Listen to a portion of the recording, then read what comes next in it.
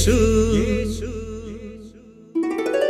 ആരിലും വലിയവൻ വലിയവൻ യേശു യേശു ആരിലും വലിയവൻ വലിയവൻ ആരിലും വലിയവൻ വലിയവൻ സൗഖ്യദായകൻ പാപമോചകൻ സൗഖ്യദായകൻ പാപമോചകൻ യേശുവേകരക്ഷകൻ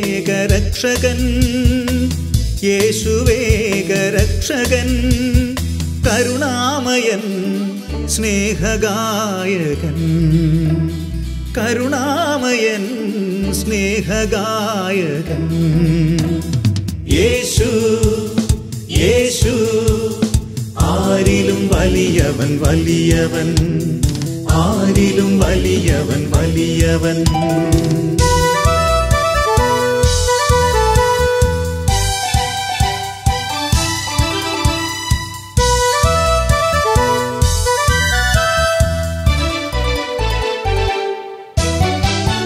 അത്ഭുതങ്ങളുടെ രാജാവ് വിടുതലിൻ്റെ ആത്മാവ് അത്ഭുതങ്ങളുടെ രാജാവ് വിടുതലിൻ്റെ ആത്മാവ് ദുഃഖവും ഭയവും നിരാശയും എല്ലാം വിട്ടുപോകും ദുഃഖവും ഭയവും നിരാശയും എല്ലാം വിട്ടുപോകും യേശു യേശു ആരിലും വലിയവൻ വലിയവൻ യേശു യേശു ആരിലും വലിയവൻ വലിയവൻ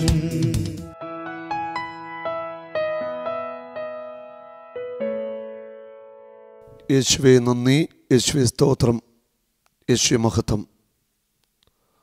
യോഹന്നാന്റെ സുവിശേഷം 8-ാം അധ്യായത്തിൻ്റെ 12-ാമത്തെ തിരുവചനം. ഞാൻ ലോകത്തിൻ്റെ പ്രകാശമാണ്. എന്നെ അനുഗമിക്കുന്നവൻ ഒരിക്കലും അന്ധകാരത്തിൽ നടക്കുകയില്ല. അവന് ജീവൻ്റെ പ്രകാശം ഉണ്ടായിരിക്കും. ഈ ഭൂമിയിൽ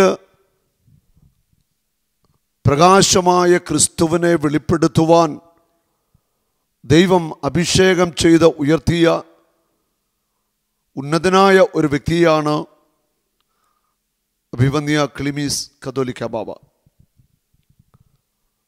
നമ്മെ ഒത്തിരി സ്നേഹിക്കുന്ന, മലങ്കര സഭയെ ശക്തമായിട്ട് നയിക്കുന്ന, വിശ്വാസ സമൂഹത്തിന് ഏറ്റവും പ്രിയങ്കരനായ പിതാവ് ഇന്ന് ഈ കൺവെൻഷനിൽ നമ്മുടെ വചനം പങ്കുവയ്ക്കാൻ പോവുകയാണ്.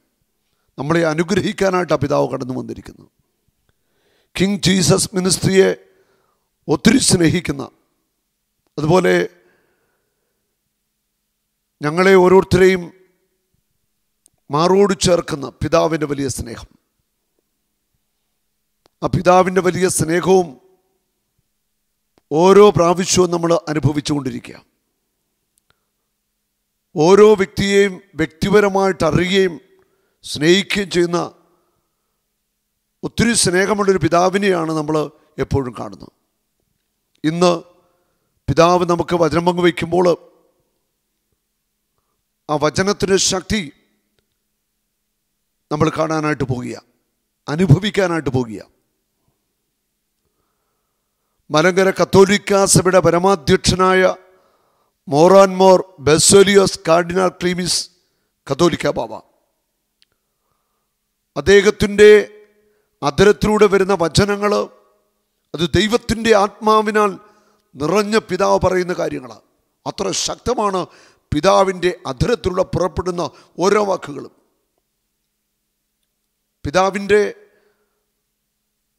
ആ വലിയ സ്നേഹത്തിന്, പ്രത്യേകിച്ച് കിങ് ജീസസ് മിനിസ്ട്രിയോട് കാണിക്കുന്ന വലിയ കരുതലിന് നമുക്ക് നന്ദി പറയാം. നമുക്ക് പിതാവിന് വേണ്ടി പ്രാർത്ഥിക്കാം. പിതാവിനെ വേദിയിലേക്ക് നമുക്ക് സ്വാഗതം ചെയ്യാം. എല്ലാവരും കരമുയർത്തി കർത്താവിനെ സ്തുതിക്കട്ടെ. ഹല്ലേലൂയ, ഹല്ലേലൂയ. യേശുവേ നന്ദി, യേശുവേ സ്തുതി. ഹല്ലേലൂയ, ഹല്ലേലൂയ. പരിശുദ്ധാത്മാവേ നന്ദി, പരിശുദ്ധാത്മാവേ സ്തുതി. യേശുവേ നന്ദി, യേശുവേ മഹത്വം. ആമേൻ. ദൈവത്തിൻ്റെ വലിയ നാമത്തിന് സ്തുതിയുണ്ടായിരിക്കട്ടെ. Hallelujah, hallelujah, hallelujah. നാം ജീവിച്ചിരിക്കുമ്പോഴും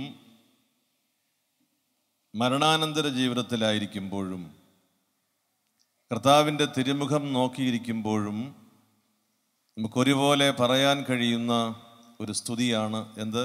ഹല്ലേലൂയ. കർത്താവിൻ്റെ തിരുമുഖത്ത് നോക്കി നമുക്കായി കരുതപ്പെട്ടിരിക്കുന്ന ഭാഗ്യകരമായ സ്ഥലത്ത് കർത്താവിൻ്റെ തിരുമുഖത്ത് നോക്കി ഹല്ലേലൂയ പാടാൻ കഴിയും എന്ന പ്രത്യാശയിൽ ജീവിക്കുന്നവരാണ് നാം. കർത്താവേ, നിനക്ക് മഹത്വം. അത് നമ്മൾ ഭൂമിയിൽ നമ്മുടെ ജീവിതകാലത്ത് അത് സ്തുതിച്ച് സ്വർഗത്തിലേക്ക് പ്രവേശിച്ചുകൊണ്ട് ഇരിക്കുകയാണ്. നാം സ്വർഗത്തോട് ഒരു പടി കൂടി അടുത്തുകൊണ്ടിരിക്കുകയാണെന്ന് പറഞ്ഞാൽ ആർക്കെങ്കിലും ഭയമുണ്ടോ? ഭയം കൊണ്ടാരും മിണ്ടുന്നു പോലുമില്ല. നമ്മൾ സ്വർഗത്തോട് ഒരു ദിവസം കൂടി അടുത്തു എന്ന് പറയുന്നതിൽ ഭയമുണ്ടോ? ഭയമില്ലാത്ത ഒരു കൈ ഉയർത്തി ഹല്ലേലൂയ എന്ന് പറഞ്ഞേ.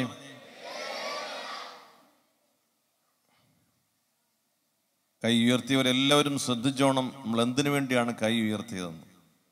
അതായത് സ്വർഗത്തോട് ഒരു പടി കൂടി നമ്മൾ അടുത്തു, ഒരു ദിവസം കൂടി അടുത്തു എന്ന് പറയുന്നതിൽ നമുക്ക് സന്തോഷമേ ഉള്ളൂ എന്ന് പറഞ്ഞാണ് നമ്മൾ കൈപൊക്കിയത്. കർത്താവേ, നിനക്ക് മഹത്വം എന്ന് പറഞ്ഞത്. മരിക്കാൻ ഭയമില്ലാത്തവര് എന്ന് പറഞ്ഞ് കൈപൊക്കിയാൽ ഇത്രയും പേര് കൈപൊക്കുകയില്ലെന്ന് എനിക്ക് ഉറപ്പാണ്. അതുകൊണ്ട് അത് ഞാൻ ചോദിക്കാൻ, സ്വർഗത്തോട് അടുക്കുന്നു എന്നുള്ളതിൻ്റെ സന്തോഷം നമ്മൾ മരിക്കുന്നു എന്നല്ല, നമ്മുടെ ഈ ലോകത്തിലെ ജീവിതം അവസാനിക്കുന്നു എന്നല്ല, നാം കർത്താവിൻ്റെ മുൻപിലെത്തുന്നു എന്നുള്ളതാണ് സത്യം. അങ്ങനെ വിശ്വസിക്കുന്നുണ്ടോ? ഉണ്ടോ? ഉണ്ട്. അങ്ങനെ വിശ്വസിക്കുന്നെങ്കിൽ മാത്രമേ നമ്മുടെ ജീവിതത്തിന് അർത്ഥമുണ്ടാവുകയുള്ളൂ.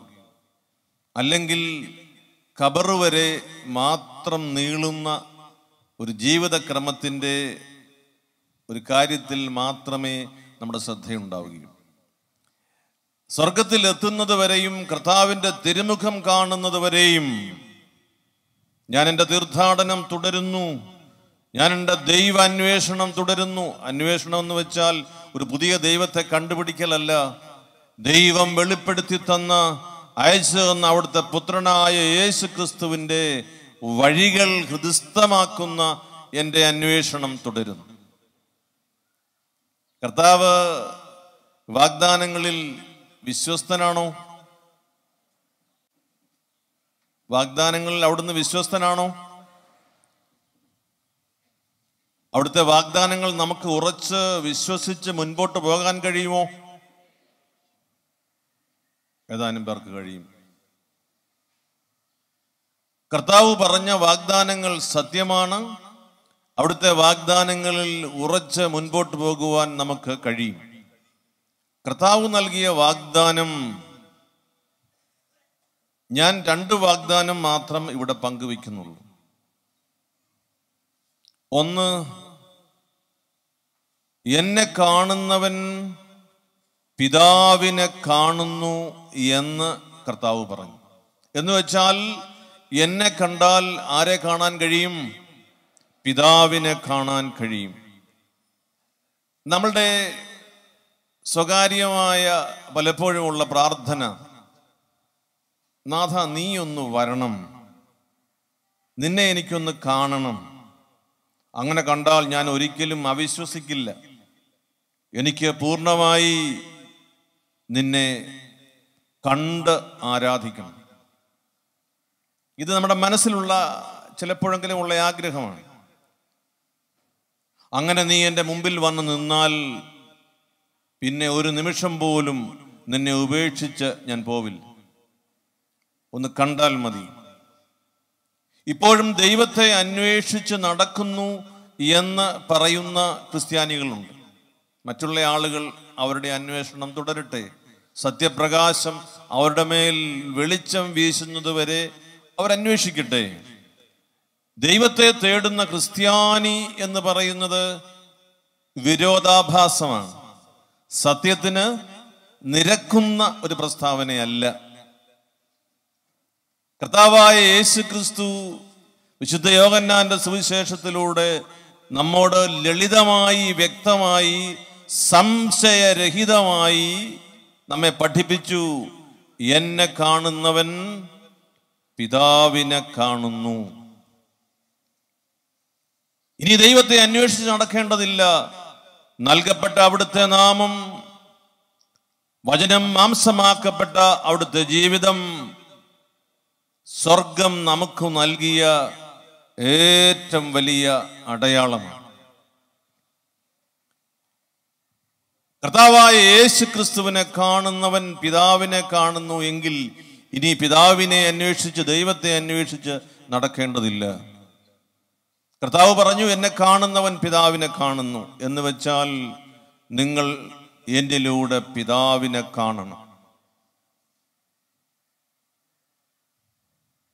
നിങ്ങൾ എന്നിലൂടെ പിതാവിനെ കാണണം എന്ന് ദൈവപുത്രൻ നമ്മെ പഠിപ്പിക്കും. ഇനി സംശയത്തിന് സ്ഥാനമുണ്ടോ? സംശയത്തിന് സ്ഥാനമുണ്ടോ? സംശയം ഉണ്ടെന്നോ ഇല്ലെന്നോ? ഇല്ല. കർത്താവ് ഇത്രയും സത്യമായ കാര്യം ലളിതമായി അടയാളത്തിലൂടെ, സാക്ഷ്യത്തിലൂടെ, തൻ്റെ വചനത്തിലൂടെ പഠിപ്പിക്കുമ്പോൾ ഇനി സംശയത്തിന് സ്ഥാനമില്ല. കർത്താവിനെ കണ്ടവൻ, കർത്താവിനെ കാണുന്നവൻ പിതാവിനെ കണ്ടു കഴിഞ്ഞു. യേശു ക്രിസ്തുവിനെ കണ്ടവൻ സ്വർഗം കണ്ടു കഴിഞ്ഞു. യേശു ക്രിസ്തുവിനെ തൊട്ടവൻ സ്വർഗം സ്പർശിച്ചു കഴിഞ്ഞു. നാം സ്വർഗത്തെ സ്പർശിച്ച ഗണത്തിലാണ്. കണ്ണുകൊണ്ട് കണ്ടവനും, കാതുകൊണ്ട് കേട്ടവനും, കൈകൊണ്ട് സ്പർശിച്ചവനും അല്ലേ? നാം സ്വർഗത്തെ സ്പർശിച്ചവരാണ്. കർത്താവിനെ തൊട്ടവരുടെ പിൻഗാമികളാണ് നാം. ആ തലമുറയിലെ കണ്ണികളിൽ ചേർന്നവരാണ് നാം. നാം ദൈവത്തെ കണ്ടു കഴിഞ്ഞു, ദൈവത്തെ അനുഭവിച്ചു. സത്യദൈവമായ യേശു ക്രിസ്തുവിനെ കണ്ടവൻ, കേട്ടവൻ, സ്പർശിച്ചവൻ ദൈവത്തെ, സ്വർഗത്തെ കണ്ടു കഴിഞ്ഞു, സ്പർശിച്ചു കഴിഞ്ഞു.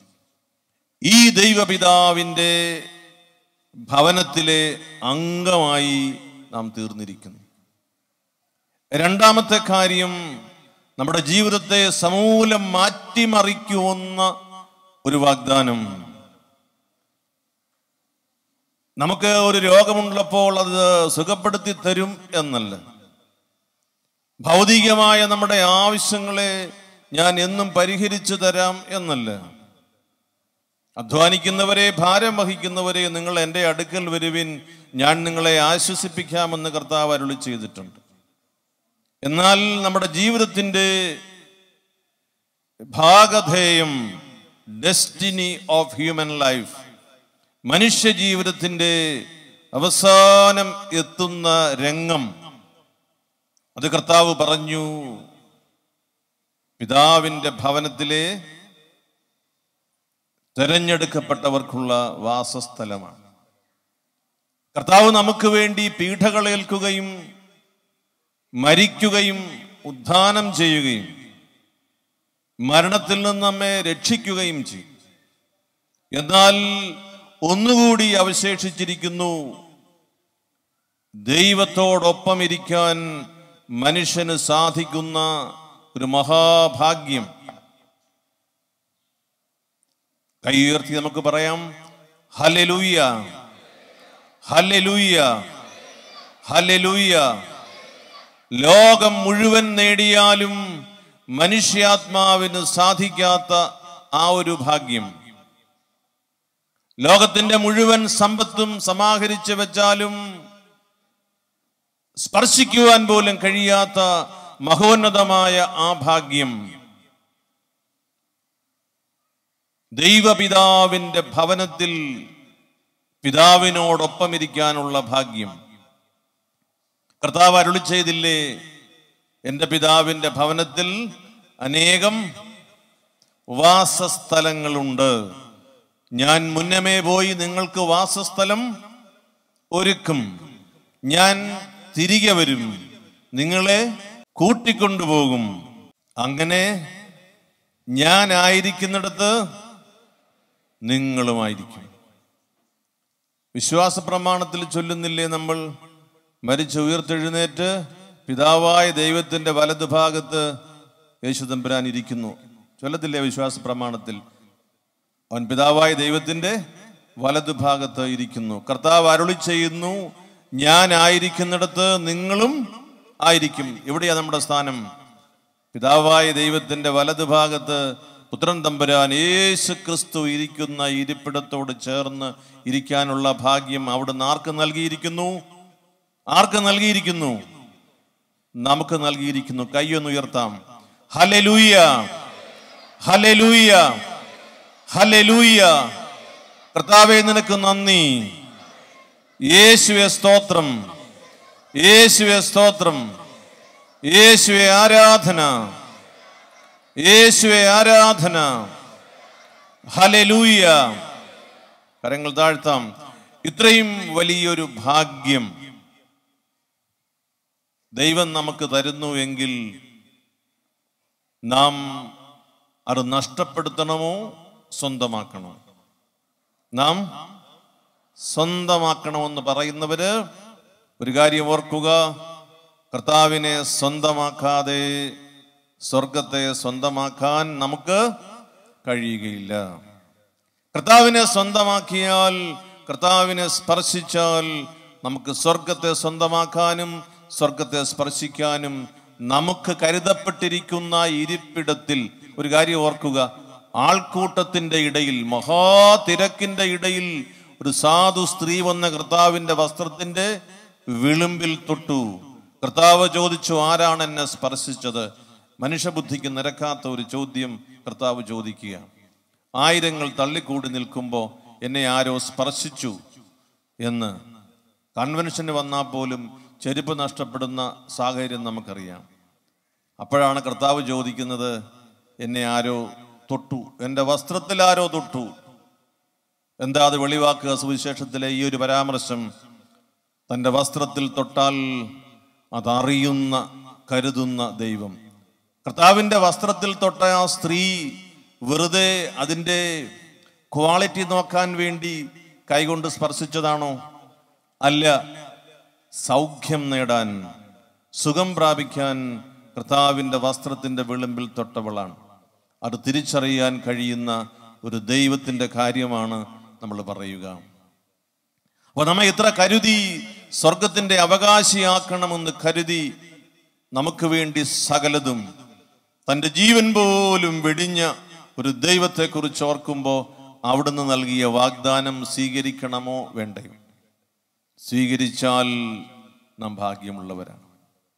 ആ ഭാഗ്യം നാം സ്ഥിരീകരിക്കുന്നതിനാണ് നാം ഈ ദിവസങ്ങളിലെല്ലാം ദൈവത്തിൻ്റെ വചനം ശ്രവിച്ചതും ദൈവത്തിൻ്റെ വചനം ഇവിടെ ആഘോഷിക്കപ്പെട്ടതും സത്യമായും ദൈവത്തിൻ്റെ വചനം ജീവനുള്ളതാണെന്ന് നാം ഗ്രഹിക്കേണ്ടതിന് അടയാളങ്ങൾ കണ്ടതും. നിങ്ങൾ അത്ഭുതങ്ങൾ, അടയാളങ്ങൾ കണ്ടോ? കണ്ടല്ലോ. എന്തിനായി അടയാളങ്ങൾ? എന്തിനായി അടയാളങ്ങൾ? എന്തിനാണ് ഈ അടയാളങ്ങൾ? അപ്പം വർദ്ധിപ്പിച്ച് ആവോളം തിന്ന് തൃപ്തരായി കർത്താവിൻ്റെ അടുക്കൽ നിന്ന് മടങ്ങിപ്പോയ ആളുകളെ പോലെ അല്ല നമ്മൾ. അപ്പം തിന്നാൻ വന്നിട്ട് പോയവരാണവർ. കർത്താവിനെ അനുഭവിക്കാൻ വന്നവർ, കർത്താവിനെ സ്പർശിക്കാൻ വന്നവർ, കർത്താവ് ജീവിക്കുന്നവനാണെന്ന് ബോധ്യപ്പെടുന്നതിന് അടയാളം കണ്ടവരാണ്. എന്തിനാണ് നമ്മുടെ ഈ വചന ശുശ്രൂഷയിൽ കർത്താവ് അടയാളം കൊണ്ടതിനെ സ്ഥിരീകരിക്കുക? സാബു ബ്രദറിന്റെ പ്രത്യേകമായ എന്തെങ്കിലും ഒരു മാജിക്കാണോ ഇവിടെ കാണുന്നത്? ആണോ? ഉറക്കപ്പറ ആണോ? അല്ല. പിന്നെ ആരുടെ ശക്തിയാ? യേശുവിന്റെ ശക്തിയാണ്. സാബു ബ്രദർ അനുഗ്രഹിക്കപ്പെട്ട ഒരു ദൈവവചന പ്രഘോഷകനാണ്. കർത്താവിൻ്റെ ആത്മാവ് നിരന്തരമായി സ്പർശിച്ച് ബലപ്പെടുത്തുന്ന അഭിഷേകമുള്ള ഒരു സുവിശേഷ പ്രസംഗകനാണ്. ദൈവത്തിൻ്റെ കരുണയെക്കുറിച്ച് സാക്ഷ്യപ്പെടുത്തുന്നവനാണ്. ദൈവാത്മാവ് ശക്തമായി വ്യാപരിക്കുന്ന ഒരാത്മാവാണ് സാബു ബ്രദർ. എന്നാൽ സാബു ബ്രദർ മന്ത്രം കാണിക്കുന്നവനല്ല. സാബു ബ്രദർ ആരെയാ ചൂണ്ടിക്കാണിക്കുന്നത്? യേശു ക്രിസ്തുവിനെയാണ്. യേശു ക്രിസ്തു സത്യമായി ഇന്നും ജീവിക്കുന്നവനാണെന്നും യേശു നാമം രക്ഷിക്കുന്ന നാമമാണെന്നും നമുക്ക് ബോധ്യപ്പെടേണ്ടതിന്, നമ്മുടെ കണ്ണുകൾക്ക് വെളിച്ചം കാണാൻ, നമ്മുടെ ഹൃദയത്തിന് ഉറപ്പ് ലഭിക്കാൻ, നമ്മുടെ വിശ്വാസത്തിന് പതർച്ചയുണ്ടാകാതെ ഇരിക്കാൻ അടയാളങ്ങൾ കാണുകയാണ്. 2000 വർഷം മുമ്പ് ജീവിച്ച യേശു ക്രിസ്തു ഇന്ന് ജീവിക്കുന്നുവോ എന്ന് സംശയമുണ്ടാകുവാൻ സാധ്യതയുണ്ട്. ആ നാളുകളിലൊക്കെ കർത്താവ് നമ്മുടെ ഇടയിൽ വ്യാപരിച്ച് രോഗികളെ സുഖപ്പെടുത്തുന്നു. അത്ഭുതകരമായി അവിടുന്ന് ഇടപെടുന്നു. നാം അത് കണ്ടുകൊണ്ടിരിക്കുക. അപ്പൊ അതല്ല ഏറ്റവും പ്രധാനം. കർത്താവ് ജീവിക്കുന്നു എന്ന് ഉറപ്പായി നാം വിശ്വസിക്കേണ്ടുന്നതിന് ഒരടയാളമാണ്. അത് ദൈവത്തിൻ്റെ കൃപയാൽ അനേകായിരം ആളുകൾക്ക്, ദൈവാത്മാക്കൾക്ക് വചനം പറഞ്ഞു കൊടുക്കുവാൻ ഒരു നിയോഗമുള്ള, ദൈവത്തിൻ്റെ വാത്സല്യമുള്ള ഒരു മകൻ ഈ വർഷവും നമ്മോട് വന്ന് ഈ വചനം പറയുമ്പോൾ നാം ഓർക്കുക, എന്നെ കാണുന്നവൻ പിതാവിനെ കാണുന്നു എന്ന കർത്താവിൻ്റെ ആ വലിയ വചനം ഇനി അന്വേഷിച്ച് നടക്കേണ്ടതില്ല. അവിടുത്തെ കണ്ടാൽ മതി, സ്വർഗത്തെ കാണാം, പിതാവിനെ കാണാം. വലിയ വാഗ്ദാനത്തിൻ്റെ ഉറപ്പ്. ദൈവഭവനത്തിൽ, ദൈവപിതാവിൻ്റെ ഭവനത്തിൽ യേശു കർത്താവിനോടൊപ്പം ഇരിക്കാൻ അവിടുന്ന് നൽകുന്ന വലിയ സ്നേഹത്തിൻ്റെ വാഗ്ദാനം. നാം ഇത് രണ്ടും ക്രമീകരിച്ചു കഴിഞ്ഞാൽ നമ്മുടെ ക്രിസ്തീയ ജീവിതം ദൈവോന്മുഖമായി, സ്വർഗം കേന്ദ്രീകൃതമായി മുൻപോട്ട് പോകുന്നതിന് നമ്മെ സഹായിക്കും. ഇന്ന് ഒരു മകളിനടുക്ക് വന്നു, അമ്മയും മകളോട് വന്നിട്ട് പറഞ്ഞു, കോട്ടയത്ത് വന്ന് നമ്മുടെ ധ്യാനം കൊടുത്താം. പ്രീത എന്ന മറ്റേ പേര് പറഞ്ഞു. അവർ വന്നിട്ട് ഒന്ന് കരവിറ്റ് പിടിക്കാവോ? നമ്മൾ കോട്ടയത്ത് വന്ന് നമ്മുടെ ധ്യാനത്തിൽ പങ്കെടുത്താണ്. വിവാഹം കഴിഞ്ഞിട്ട് 3 വർഷമായിട്ട് മക്കളിലായിരുന്നു. കർത്താവ് അനുഗ്രഹിച്ചു. ഇപ്പോൾ 4 മാസം മറ്റോ ഗർഭിണിയാണ്. പ്രീത എന്നല്ല പേര് പറഞ്ഞു. ഒന്ന് പറയാമോ? കോട്ടയത്ത് ബ്രദറിൻ്റെ ധ്യാനം കൂടിയായിരുന്നു. അപ്പം എൻ്റെ ഹസ്ബൻഡിന് കൈയുടെ കുഴ തെറ്റിയിട്ടുണ്ടായിരുന്നു. അപ്പോൾ അവിടെ ചെന്നപ്പോൾ 2 കൈയുടെ കുഴയും തെറ്റിയിട്ടുണ്ടായിരുന്നു, ഊരിപ്പോയി വരുന്നു. അപ്പോൾ അത് ജെയിംസ്, അപ്പോൾ അത് റെഡിയായി. അപ്പോൾ ഞങ്ങളൊരു കുഞ്ഞിന് വേണ്ടി പ്രാർത്ഥിക്കുന്നുണ്ടായിരുന്നു. ഇപ്പോൾ സമയമായപ്പോൾ ദൈവം ഒരു കുഞ്ഞിനെ തന്നു. പ്രീതയുടെ ഭർത്താവിൻ്റെ 2 ഷോൾഡറും ഊരിപ്പോകുന്നതായിരുന്നു. എത്ര വർഷമായിട്ട്? പഠിക്കുന്ന ടൈമിൽ ജിമ്മിൽ പോയപ്പോൾ ഒരു ഫ്രണ്ട് ബാക്കിൽ നിന്ന് തട്ടിയത് വർഷങ്ങളായിട്ട് ഊരിപ്പോകുന്ന ഷോൾഡറായിരുന്നു. നമ്മുടെ ധ്യാനത്തിൽ കർത്താവ് ആ മകനെ സ്റ്റേജിൽ കയറ്റിയില്ലേ? അന്നേരം തന്നെ കർത്താവ് ആ ഷോൾഡർ 2 സൗഖ്യമാക്കി. ഇപ്പോൾ എത്ര നാളായി? 1.5 വർഷം കഴിഞ്ഞു. ഷോൾഡർ പിന്നെ ഊരിയിട്ടുണ്ടോ? ഇപ്പോൾ കുഴപ്പമില്ല. ഇപ്പോൾ ഒരു കുഴപ്പമില്ല, ഷോൾഡർ പിന്നെ ഊരിയിട്ടില്ല. ഇവളെ അനുഗ്രഹിച്ചു. ഇപ്പോൾ 4 മാസം ഗർഭിണിയാണ്. 3-ാമത്തെ വർഷം കർത്താവ് ഇവളെ അനുഗ്രഹിച്ചിരിക്കുക. കരമടിച്ചു കർത്താവിനെ നമുക്ക് എത്തപ്പെടുത്താം.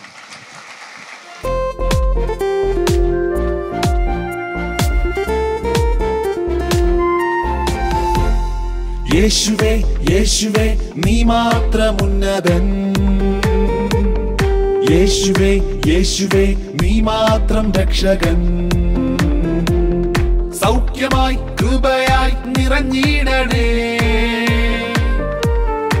അനുഗ്രഹത്തിൻ പെരുമഴ ചൊരിയണമേ.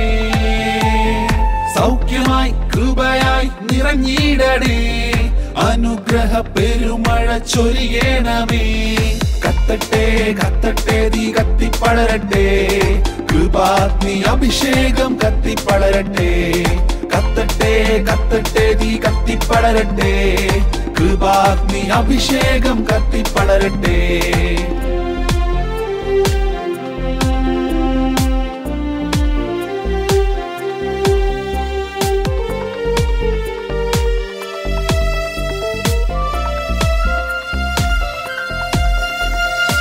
ദേശങ്ങളിൽ രാജ്യങ്ങളിൽ കൃപാഗ്നി അഭിഷേകം കത്തിപ്പടരട്ടെ. ദേശങ്ങളിൽ രാജ്യങ്ങളിൽ കൃപാഗ്നി അഭിഷേകം കത്തിപ്പടരട്ടെ. കത്തട്ടെ കത്തട്ടെ തീ കത്തിപ്പടരട്ടെ. സുവിശേഷം തീ പോലെ കത്തിപ്പടരട്ടെ.